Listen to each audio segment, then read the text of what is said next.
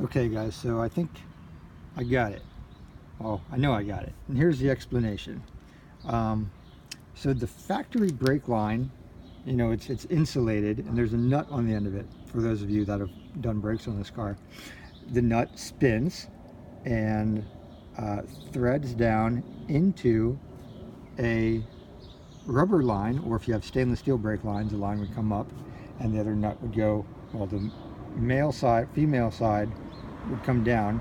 The male side of the new brake line would come up, and it would just, you know, thread on. Well, on this car, I was having problems where the female side would not thread on all the way. It would get maybe like 3/4 of the way and not seal. And in addition to that, the nut was kind of getting hung up on something. It was like it was seized.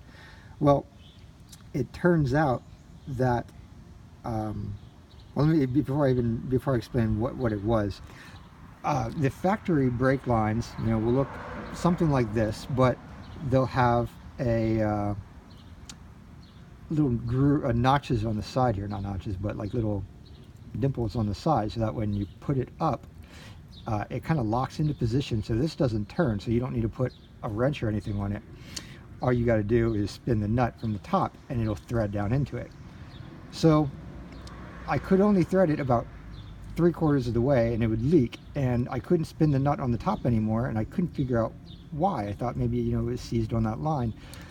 Well, here's the part about the insulation. So I think what I did was I realized that, hey, you know, this StopTech line I have, or whatever, I think it's a StopTech line, doesn't have those notches on the side. So if I can put this one on, I can thread it up all the way myself, rather than having to spin the female nut up on the top of the hard line. So I took the factory line off, put this on there, and it went all the way up and made a tight connection. So I was thinking, what the hell? Why was and at this point I was actually able to spin the nut on the female side, a little bit at least, and I realized that there was some insulation that looked like it was getting caught up on the top side of the nut that was going out. If I spin this around, maybe give you an idea. So if you pretend this insulation was the insulation of the brake line, it was kind of, looks like it was getting caught up on the inside of the nut, preventing it from spinning. So I peeled that back a little bit, lo and behold, the nut was able to spin freely. So at this point I figured, okay, well, I don't want to put these lines on there because I'm going to be selling the car, and I don't want to have one brake line on this side and the factory one on the other side. So I just tried again with the factory rubber lines, put it back up, nut threaded down all the way, voila, all done. So that was it. I was getting to the point where I thought I needed to actually replace the hard line itself, and I was all about to do that, and luckily I don't have to. So there is the insulation on the hard line that runs, you know, from here, goes down into the fender down there. It has a little bit of insulation worn around the nut, and some marks from where we grabbed it with some vice grips prior, but the line itself looks fine. Just the insulation is you know, a little ugly, but it's all up, it's sealed, and this is a short video. What can I do for you guys? Want to rev the shit out of this thing? Let's rev it. Let's do it. Actually, we're not going to rev the shit out of it, but I'll rev it for you guys. Little startup video here.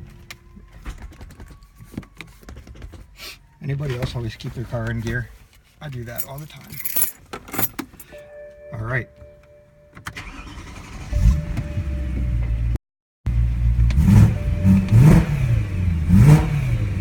Side now. Oh, nope, we're going back. Sorry, I just want to get some better audio.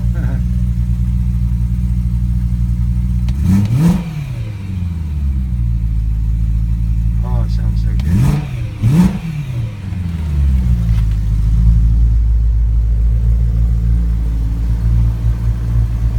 Take it in, and this is how we're going to end.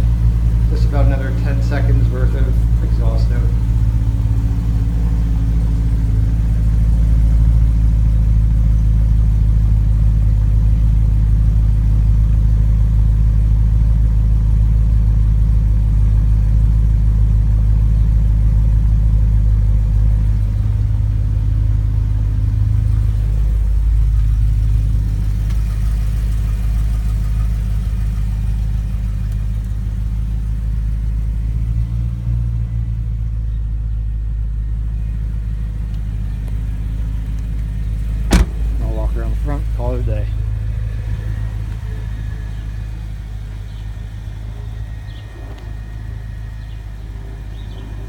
right, guys.